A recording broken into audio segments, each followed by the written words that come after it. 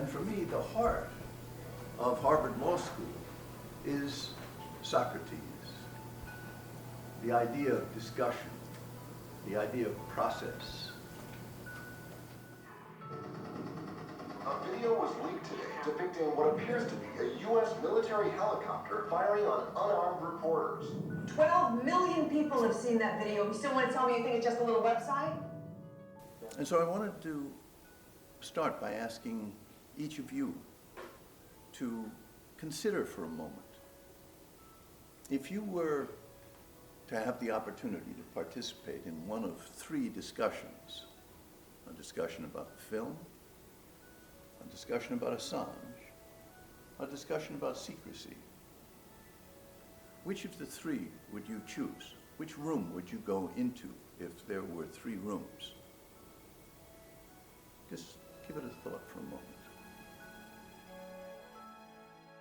So I think it would have been difficult to rewrite it if it were so connected to Hollywood. So if it were an independent film, I think that's something that would have been easier to sort of rewrite or write in a different manner. That's I mean, it's not answering the question, but it's still how I think. The challenge is to think about how, according, like considering that it's a Hollywood movie, how could we frame it in such a way that the challenges are still clear? I know, but knowing Hollywood, it probably wouldn't have been produced. Benker is so much the theorist of the institution dictating its own rhetoric. It's like they have to teach us that this security is okay. That's because otherwise you're on the other side. But yet, I don't know, that's the line that Schneier sets up between the institutional forces on one side and the distributed on the other. And Assange is clearly an agent of the distributed forces. And that's the question, which side are we on? Are we agents of the state as lawyers doing what we do?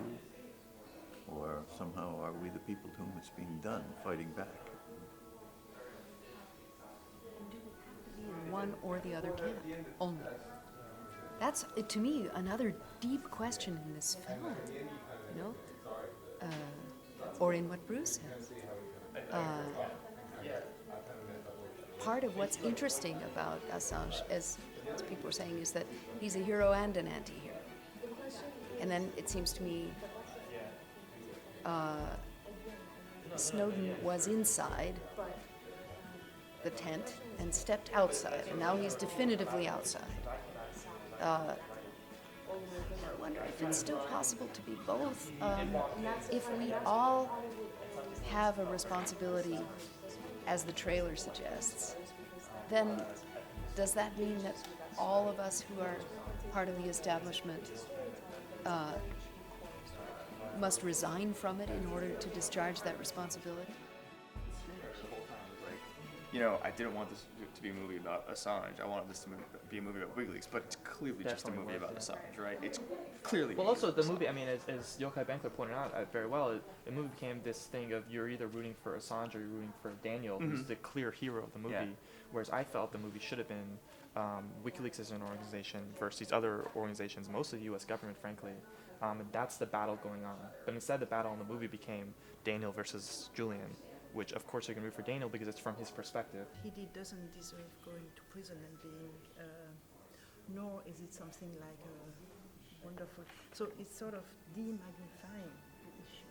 To what extent can we consider this normal way and filter the emotion around it, which may be fueled by the vision that we have of the possibility of the control perspective and things like that. I'm struck by the fact that we always point to issues of principles and not to what concretely follows from the fact that these information are secret or are not secret. What difference, in a pragmatist way, the question, what difference does it make in the end, I haven't seen addressed.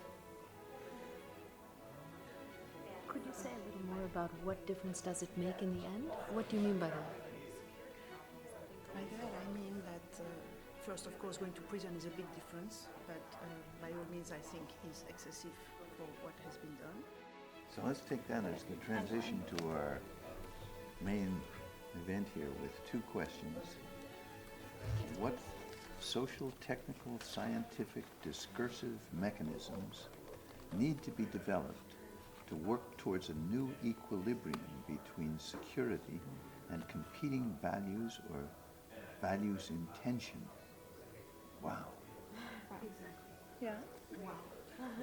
Are we running the risk of the public becoming too comfortable with the notion of constant surveillance and the idea that it's okay if they have nothing to hide? What are the extremes of such a society? Double wow. All right, those are good. Those are good. How about the second one first? What about this idea that we're going to be comfortable with massive surveillance? Just it's in the nature of the environment. It's what we grow up with. We're used to it. We have nothing to hide, so we have nothing to fear. That's what they're trying to sell? I think that this idea that freedom stems from plurality allows to put together the negative and positive version of because that's what freedom. I'm thinking is a lot of, indeed. and this is where the gender piece actually might come in for me, is it's like, for me the gender is about identity. Do I have freedom both to express my identity in the public sphere and freedom from persecution for that identity? And that's the negative and the positive piece that I hear in what you're saying. I couldn't agree more with the pragmatic, as I see it, pragmatic idea of looking at the consequences, as Nicole suggested, although of course you don't know the consequences in advance, and so that's another big issue. But to me, this consequence of massive numbers of people accepting, unthinkingly accepting this new reality is worse than the killing of a source whose identity was disclosed by Snowden or Assange. Can you repeat that? In other words, just suggesting that when first, it's a great, your proposal that we think about the consequences instead of getting stuck in the sort of preliminary theoretical debates only. That's great. I totally agree. But I think we should define the search for consequences to include this problem, to include the idea that large numbers of people will accept a new reality without thinking about it and without. But where I don't get you is how you can think that you can make a large people accept, because you will never be in that perspective. For me, it's beyond what one can think, unless you sort of think for others, which is then, so I don't understand. Well, I'll just give you a trivial example. In the United States, large numbers of people have accepted the fact that the government is conducting surveillance on them. I think that perhaps slightly different view that has emerged in our group, which could be a little bit more optimistic, I think, is we haven't seen it necessarily as a downward spiral, right, where you mentioned the law gets more and more restrictive.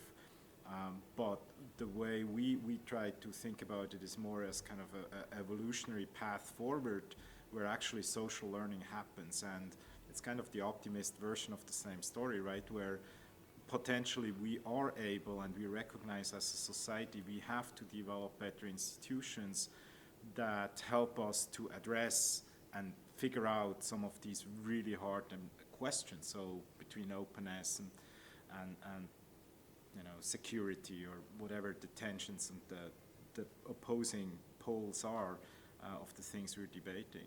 This is information the world needs to know. We need to crush these guys. Lifetime.